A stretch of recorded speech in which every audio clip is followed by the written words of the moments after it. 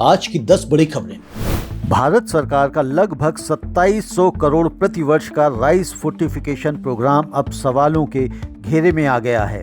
सरकार इस योजना को समाप्त करने पर विचार कर रही है। यह कार्यक्रम इसलिए शुरू किया गया था ताकि गरीब और कुपोषित आबादी को पोषण युक्त चावल उपलब्ध कराया जा सके। इसके तहत सामान्य चावल में फोर्टिफाइड राइस कर्नल्स मिलाए जाते थे, जिनमें मुख्य रूप से 3 पोषक तत्व होते थे: iron, folic acid, vitamin B12। इनका उद्देश्य था एनीमिया और माइक्रोन्यूट्रिएंट की कमी को कम करना। लेकिन हाल ही में IIT खड़गपुर के शोध में एक बड़ी समस्या सामने आई है। शोध के अनुसार सरकारी गोदामों में जब चावल 2 से 3 वर्ष तक स्टोर रहता है तो इन फोर्टिफाइड ग्रेन्स में मौजूद पोषक तत्व धीरे धीरे नष्ट होने लगते हैं। यानी कागजों पर तो चावल पोषक दिखता है, लेकिन लंबे समय तक भंडारण के बाद उसका पोषण मूल्य काफ़ी कम हो जाता है। इसी कारण फूड मिनिस्ट्री ने फिलहाल इस कार्यक्रम को अस्थायी रूप से रोक दिया है। हालांकि सरकार ने साफ कहा है कि PDS, PM गरीब कल्याण अन्न योजना, मिड डे मील और ICDS इन योजनाओं के तहत चावल वितरण जारी रहेगा। लेकिन अब सरकार यह तलाश कर रही है कि पोषण देने का ज्यादा प्रभावी तरीका क्या हो सकता है। यह खबर इसलिए भी महत्वपूर्ण है क्योंकि पिछले कुछ वर्षों में भारत ने फोर्टिफाइड राइस को एक पोषण समाधान के रूप में प्रस्तुत किया था। अब दूसरी खबर तेलंगाना से। तेलंगाना सरकार एक नया प्रयोग करने की तैयारी कर रही है।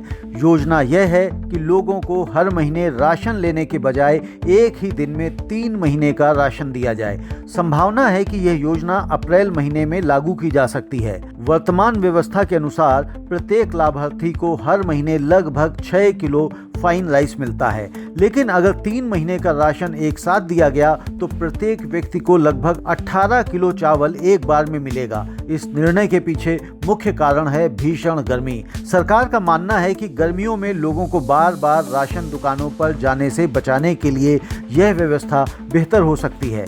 लेकिन इसके साथ कुछ चुनौतियां भी हैं, जैसे राशन दुकानदारों के पास भंडारण की समस्या, एक साथ बड़ी मात्रा में वितरण की लॉजिस्टिक्स, बायोमेट्रिक वेरिफिकेशन में संभावित देरी।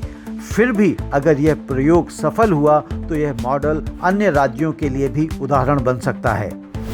अब तीसरी खबर जो भारत के राइस एक्सपोर्ट सेक्टर के लिए बेहद महत्वपूर्ण है। इस समय लगभग 5 लाख टन भारतीय चावल दुनिया के विभिन्न बंदरगाहों पर फंसा हुआ है। इसका मुख्य कारण है वेस्ट एशिया में जियोपॉलिटिकल टेंशन, समुद्री माल भाड़े में वृद्धि। रिपोर्ट के अनुसार एक 20 फुट कंटेनर का शिपिंग खर्च जो पहले लगभग $450 था, अब बढ़कर लगभग $3700 तक पहुंच गया है। यानी शिपिंग लागत लगभग 8 गुना बढ़ गई है।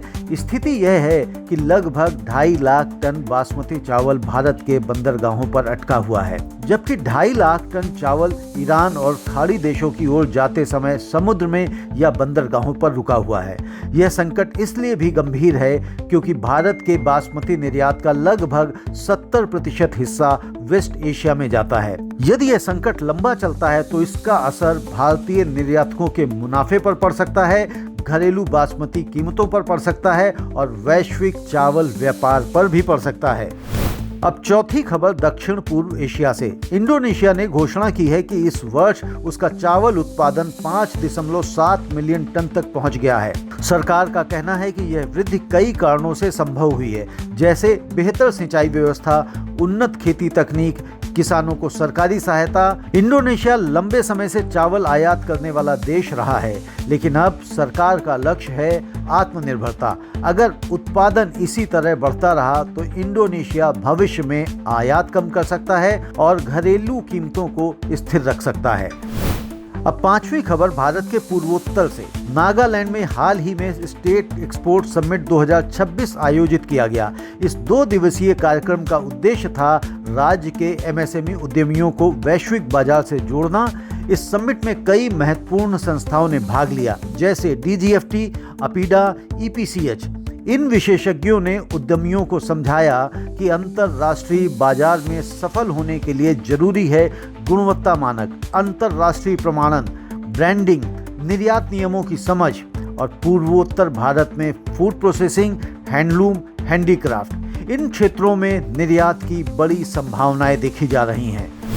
अब छठी खबर अफ्रीका से। कीनिया ने चावल उत्पादन बढ़ाने के लिए एक नई पहल शुरू की है। सरकार ने $5 मिलियन का सोलर इरिगेशन प्रोजेक्ट शुरू किया है। यह परियोजना किसुमू काउंटी में लागू की जा रही है। इसका उद्देश्य है सिंचाई को आधुनिक बनाना, बिजली लागत कम करना और खेती का विस्तार करना। परियोजना के तहत 500 किलोवाट का सोलर हाइब्रिड सिस्टम और लगभग 400 हेक्टेयर नई सिंचित भूमि जोड़ी जाएगी। सरकार का अनुमान है कि इससे 5,000 प्रत्यक्ष रोजगार और 10,000 अप्रत्यक्ष रोजगार पैदा होंगे। अब 7वीं खबर भारत सरकार की रणनीति से जुड़ी हुई है। प्रधानमंत्री नरेंद्र मोदी ने हाल ही में कृषि और ग्रामीण परिवर्तन पर आयोजित एक कार्यक्रम में कहा कि भारत को अब एक्सपोर्ट ओरिएंटेड एग्रीकल्चर की ओर बढ़ना होगा। प्रधानमंत्री ने कहा कि भारत के पास विविध जलवायु क्षेत्र, विशाल कृषि क्षमता और विशाल किसान समुदाय है।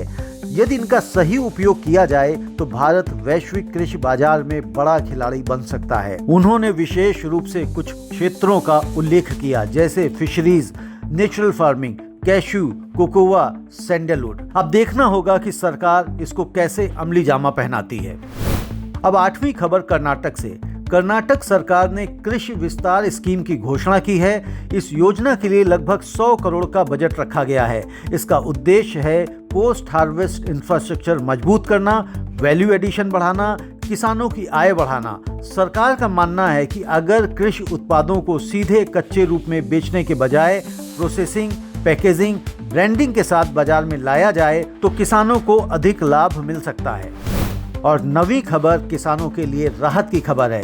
भारत सरकार ने कहा है कि आने वाले खरीफ सीजन के लिए देश में पर्याप्त उर्वरक उपलब्ध हैं। सरकार के अनुसार यूरिया, डीएपी जैसे प्रमुख उर्वरकों का पर्याप्त स्टॉक मजबूत है। इसके साथ ही राज्यों को निर्देश दिया गया है कि जमाखोरी, कालाबाजारी और अवैध डाइवर्जन पर सख्त निगरानी रखी जाए। और आज की 10वीं और अंतिम खबर, भारत में 2025-26 सीजन के लिए चीनी उत्पादन का अनुमान घटा दिया गया है। पहले अनुमान था 29.6 मिलियन टन, लेकिन अब इसे घटाकर 28.3 मिलियन टन कर दिया गया है। इसका कारण है खराब मौसम, अत्यधिक वर्षा और लंबे समय तक बादलों का छाए रहना। इससे महाराष्ट्र, कर्नाटक जैसे प्रमुख राज्यों में गन्ने की पैदावार प्रभावित हुई। हालांकि कुछ उत्पादन अभी भी पिछले वर्ष के मुकाबले अधिक रहने की संभावना है। तो दोस्तों, आज की इन खबरों से एक बड़ी तस्वीर सामने आती है। दुनिया का कृषि और खाद्य बाजार तेजी से बदल रहा है। एक तरफ तकनीक, सिंचाई और उत्पादन बढ़ाने के प्रयास हो रहे हैं, तो दूसरी तरफ जियोपॉलिटिकल टेंशन, लॉजिस्टिक्स इश्यूज और पोषण नीतियों से नई चुनौतियां भी सामने आ रही हैं। और इन सब के बीच भारत का राइस सेक्टर अब भी वैश्विक खाद्य सुरक्षा का एक महत्वपूर्ण स्तंभ बना हुआ है। अगर आपको ये खबरें उपयोगी लगी हों तो हमारे इस वीडियो को लाइक करें और चैनल को सब्सक्राइब करना ना भूलें। धन्यवाद। नमस्ते।